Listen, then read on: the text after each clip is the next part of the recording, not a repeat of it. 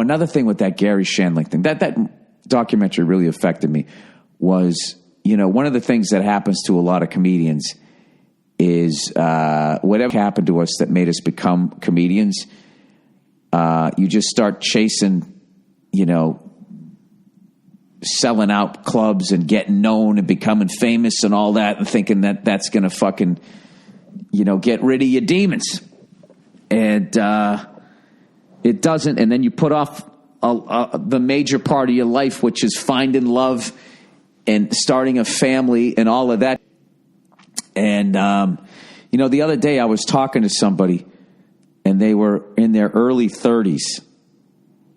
And I brought up the Gary Shandling documentary and the person said, "Who's that?" Right? And then I also mentioned somehow I brought up Robin Williams and I mentioned that he had, and she didn't even realize he was dead. And she was just like, "Mrs. Doubtfire?" And I was like, and in my head, I'm just going, these people are fucking legends. And it's just like, every generation has their people.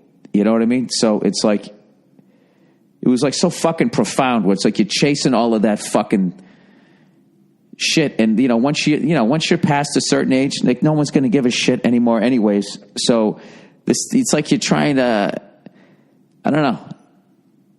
It's not like a tangible thing that you can depend on.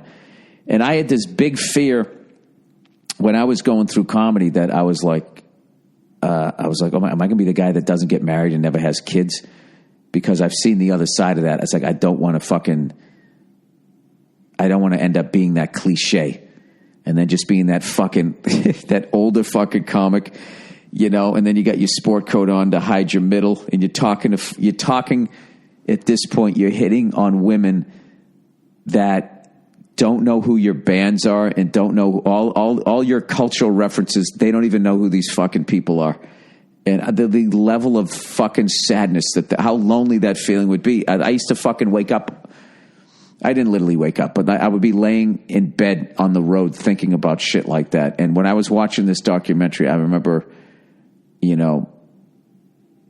thinking, as I was watching Gary wrestling with his demons, I literally said to Nia at one point, I was like, marrying you and having a kid is the smartest fucking thing I ever did. Thank God. I know I did it late, but thank God I fucking did that, because if I didn't, I'd be 70 years old in some fucking goddamn hotel on the other side of this shit when nobody gave a fuck, and I would just be laying there drinking myself to death going, acetate. That literally makes me scared just saying that. Acetate. Anyways, so I think what I'm going to do, because I don't think I'm a diary person, but I think what I'm going to do is I'm just going to kind of write down in the beginning of the day, I find it just one day of doing that. It's really vivid and it lives now rather than just being this fucking random thought. Like, I need to work on this. Maybe just have a fucking goal each day. So my kid, I can kind of kill off this fucking anger demon that exists in my family tree. I would love to see my family tree. It's got to look like, it'd be this weird combination of like, oh, that's really nice, but a little upsetting. Like a tree in the beginning of winter. At a certain time of day, that certain time of day where trees are beautiful, but they start to look a little ominous. That's probably what it would look like. A tree that's trying. All right, let's, I didn't tell you guys about my fucking journey back from San Antonio. So I had a 6 a.m. flight to Tulsa, Oklahoma. I would have flown in the night before, but I got the kid, I can't miss those hours.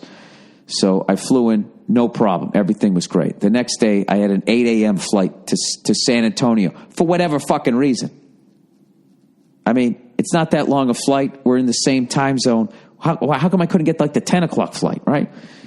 So we check into the hotel. We do the show. Everything's great. And then the next morning, I had a 6 a.m. flight, and I got off stage at 12 and couldn't get to sleep till like 1:30, 2 in the morning.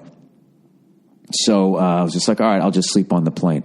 So we get up at like 4:30 in the fucking morning, 4:45, go down there. And my big thing is when I only get like 2 hours sleep, all I'm trying to do is get on the plane. And once I get on the fucking plane, it's like, I'm just going to go to sleep. You know, I forgot my eye mask, and one always has to have their fucking shade up, you know, because they're a morning person and fuck everybody else, you know, no consideration for somebody who just fucking stopped working at, 12:30, right? So we get there.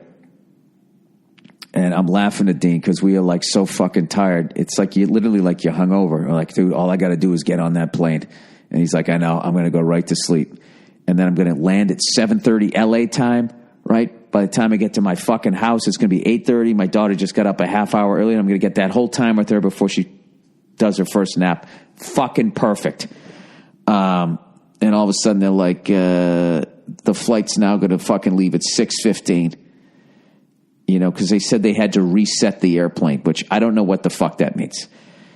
Is that some computer shit? I have no idea. And then 6:15 became 6:45, and I was like, oh, God, don't do this.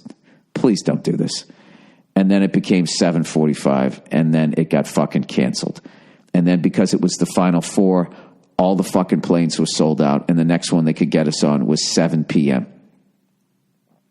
And I was like trying to keep my cool, which of course I didn't.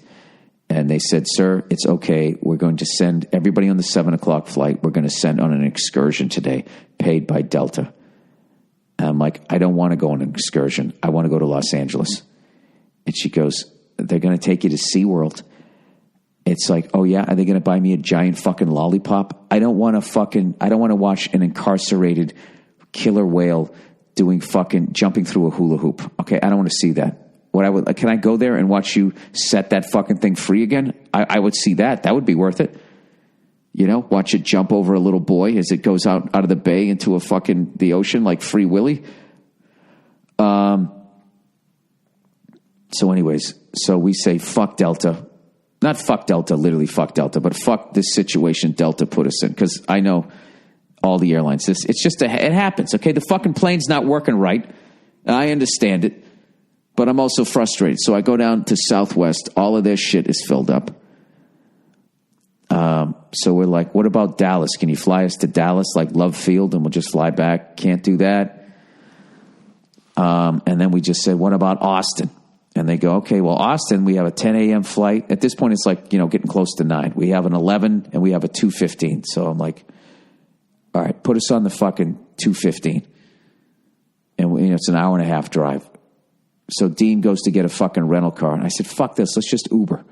Then we don't have to deal with picking up the rental car, the shuttle and all that. So we did fucking Ubered. I passed out in the fucking car. I got out of the car. I left my fucking headphones in there. This is my second time I've lost those Bose headphones. I always keep the charger though.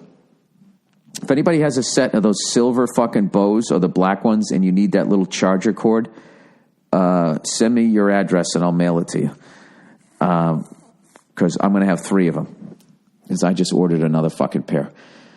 So anyways, we get out and we got there so fucking fast because there was no traffic. We actually got on the 11:15. Had to connect through fucking Phoenix. It wasn't that bad. And it all worked out. And because I had written down that shit, that I wanted to like maybe talk to somebody about my temper or something like that, I was actually completely aware that I was fucking snapping when I snapped. Like that's as far as I've ever been able to get to with my temper. The old me, I would just snap and not think about it. Now I'm actually thinking about it as I do it and have no control over it. So it's even more like torturous now because now I'm like watching myself. Oh, here you go, Bill, yelling at people that like, Bill, they're trying to save your life. Do you think they're not flying because they want to go through this giant fucking headache? On some level, they're probably losing money because one of their planes cannot fly. Would you like to get up to a cruising altitude and then plunge back to the fucking earth and never see your family again? Oh, boo-hoo, you have to wait 12 hours to continue living, you selfish, stupid. But I can't hear anything at that point. I'm in the fucking acetate mode. All right, I'm killing that joke.